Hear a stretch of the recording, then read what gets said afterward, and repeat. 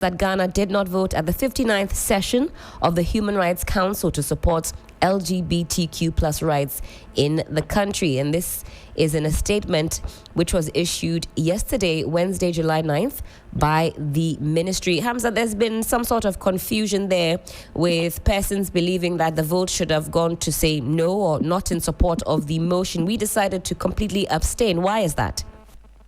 I think, first of all, the NDC had an unfortunate situation of either going by our collective desires or respecting the 1992 Constitution for now.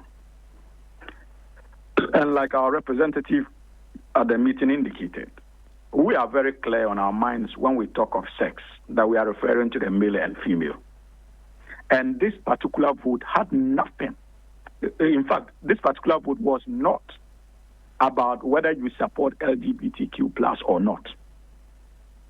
It was a packed vote system that, as part of the decisions to be taken, had to do with the mandate of a committee set up to ensure that they expand the frontiers of freedom and protection of women and children rights, including sexual rights. Whether indeed the committee should be allowed to continue to do its work or the committee should be dissolved. Now, the NDC appreciates as a government that there's already a bill that is undergoing through the processes, and that ended up in our law courts, if you remember. And so discussions are still ongoing that is intended to criminalize the issue of LGBTQ+. Interestingly, our Constitution, the 1992 Constitution, also gives some rights, which we are hoping that the bill, eventually if it becomes an act, would put in a proper perspective and give the NDC the legal basis to be able to make policies in that regard. Until that is done, if you go out internationally and you vote against some of these things, it will not just be a vote against such a proposal. It will also be a vote that violates the 1992 Constitution. And these are some of the things we need to appreciate as a people. So the government decided to review the legalities of the process in line with the 1992 Constitution and decided to abstain so that not to offend the 1992 Constitution as it stands now, hoping that the LGBTQ plus would eventually become law to give the government the impetus to be able to vote no in any future vote. That is all. So it is not an endorsement of LGBTQ plus. The minority in Parliament, Minority Caucus, says otherwise, and they have condemned your government's decision to abstain from this crucial vote. In fact, ranking member on Parliament's Foreign Affairs Committee and Damongo MP Samuel Abujinapo, in a press statement, said that abstention is complicity. How do you respond to him? Absolutely not. I have just given you the basis of the abstention. Unlike them, this is not a party that is interested in rushing through decisions. And in the process of rushing through such decisions, we violate constitutional norms or principles. We are very strategic, and that is the reason why the government, the good people of this country, gave us that mandate, because they know that in taking decisions will be reflective and strategic so as not to violate constitutional principles and norms and also the culture of the Ghanaian people. And we are telling you that this decision we took was clearly in line with that objective, not to undermine the cultural expectations of our people, but at the same time respecting our constitutional provisions until such a time that we have an act that provides perspectives, or if you like, clarity to one of our constitutional provisions that requires that we respect the rights of individuals when it comes to their sexualities. So until that act is done, indeed, I'm sure if it were to be the NPP, they would have voted yes in support of it. You say the NPP would have voted yes? So they would have voted no, because they are for LGBTQ+. You say that when you say they are for it, what does that mean? They would have voted yes for that particular committee to continue. When you say they are for it, what exactly do you mean? Of course, but you saw the kind of politics they played when the bill was even transmitted from Parliament to His Excellency President Nana Addo to sign. Clearly, the party and government was unwilling to criminalize it in Ghana. This government has not said so anywhere. And if they had signed that document, it would have been easier for our reps at that meeting to vote no. Because then the basis of voting no would have been the act or bill that Nana Addo refused to assent to. But today, if we proceeded to vote no, that would have been a violation of a constitutional principle, of a constitutional provision. Until such a time that we have the act in place, we cannot go and vote yes to something like this. And that is the reason why it was in our interest as a country to abstain until we provide clarity. Because as we speak now, we have not criminalized it in law. So until the policy is criminalized openly and there's a legislation backing it, then such decisions would be taken without the fear of contravening your constitutional provisions or your laws as a republic. Now, Hamza, you mentioned the bill. There's nothing wrong with the decision that was taken. You mentioned the Human Sexual Rights and Ghanaian Family Values Bill. When is that expected to make a return to Parliament? Unfortunately, I do not have the schedule before me, but I know that what was presented, I think later this year or early next year. And this is because the processes... But I cannot remember with certainty because I don't have the schedule before me. The bills that have been proposed that Parliament should have a look at. I don't have it before me. And is it the case that the processes will have to be initiated all over again? Because once that 8th Parliament was dissolved... I honestly do not know because we have always said that Parliament is a master of its own rules. Right. So I do not know what the direction of the Speaker of Parliament would be. But whichever route that they take, I can assure you that as a party, we are still committed to our position to legalizing that particular practice in Ghana. Certainly, time check. It is some 30 minutes to the top of the hour, 10 a.m. Hamza Suhuyini Sayibu is a private legal practitioner.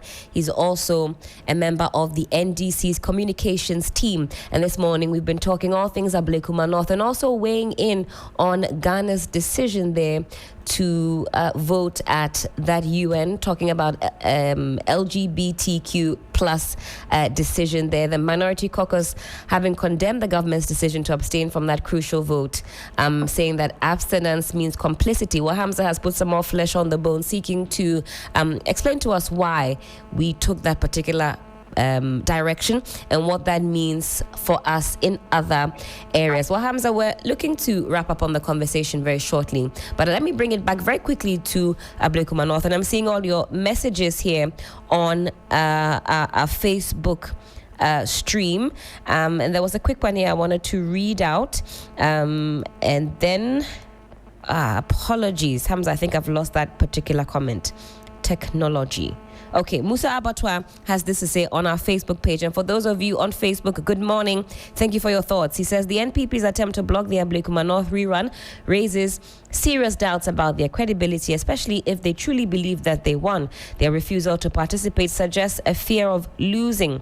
The Electoral Commission must also be held accountable for its incompetence, particularly the suspicious loss of original pink sheets, which points to possible deliberate wrongdoing. Ghana deserves credible commissioners. And Hamza, I wanted you to weigh in on something that the minority leader had said on the floor of Parliament, alluding to a conversation that your national chairman had on a different station, indicating that there needs to be a reset within the Electoral Commission. Minority leader says that is what has influenced this decision of the EC. I'm not sure that you were able to weigh in on that particular theme, but do so for me, please. Before I do so, permit me to stoke the fires a little early. I'm surprised that your so-called political commentator would run away from such a show. And we've tried to call him back. I wanted to mention that. So thank you, Hamza, for reminding me. We've attempted to call back Dr. Zato. Hamza, why are you laughing? Who was winning the debate has suddenly decided to I run think away. He has some issues with his line. As a political science student myself, I think that this is not what we were taught in University of Ghana, and the university should be concerned that especially we have people who brandish their logo running away from such intellectual engagements, largely because of emotions. This is problematic. We'll attempt to reconnect. I think he's on the road at this point, but we'll attempt to reconnect before we finally say goodbye. All right. Yes, because this is not what we were taught in our days in University of Ghana, so that ought to be respected.